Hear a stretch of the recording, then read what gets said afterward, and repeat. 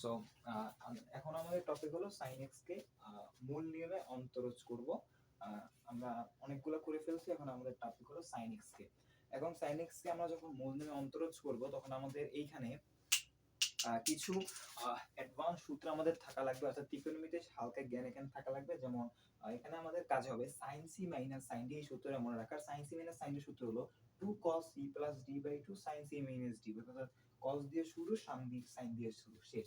এখন বলতো যেহেতু আমাদের ফাংশন অফ x, এখানে কি ফাংশন অফ x কত, sin x, function of x plus h কি হবে, sin x plus h।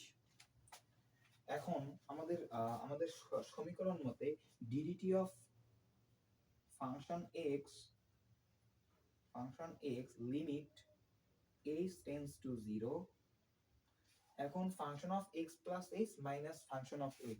এখন function of x plus h এর ভ্যালু তো আমরা জানি sin x প্লাস h, তো সরাসরি বসাই দিই sin x plus h minus sin x divided by h।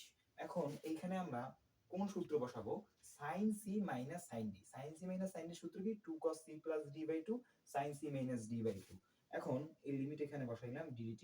এখন এই যে sin c minus অর্থাৎ 2 cos c plus d অর্থাৎ x plus h plus x by 2। এখন x আর x করলে 2x আর h। এখন 2x রে 2 দিয়ে ভাগ দিলে কত হয়, x, আর h রে 2 দিয়ে ভাগ দিলে কত, h by 2, তাহলে 2x plus h by 2 into sin x plus h minus x, তাহলে x আর x কাটা থাকে h by 2, h by 2, আর নিচে হইলো h। এখন আমরা কি করব, এই দেখো এই যে এইখান থেকে একটা সমীকরণ বসাবো, এইখান থেকে একটা সমীকরণ বানাবো, কিন্তু এখানে হয় এখানে আমাদের h by 2 দিতে হয়, তাহলে h by যদি 2 দেই তাহলে এখানে একটা হাফ দিতে হইবে, তাহলে এই ফুল ভ্যালুটার মান কত হয়ে যায়, 1 হয়ে যায়। দেখো এটা কিন্তু নিয়ম, আমরা একটা সূত্র বলছিলাম যে sin x divided by x সমান কত হয়, 1 হয়। এটা কিন্তু সেই নিয়ম। দেখো sin h বাই 2, কিন্তু আমাদের sin h বাই 2 ছিল না, আমাদের ছিল কি h। যেহেতু এটা h বাই 2 ছিল না, তাহলে আমরা ইচ্ছে করে h বাই 2 বানাইছি, তার একটা হাফ দিয়ে গুণ দিতে হইবে। অর্থাৎ এই যে ফুল ভ্যালুটা, এই ফুল ভ্যালুটার মান কত হয়ে যাবে, 1 হয়ে যাবে।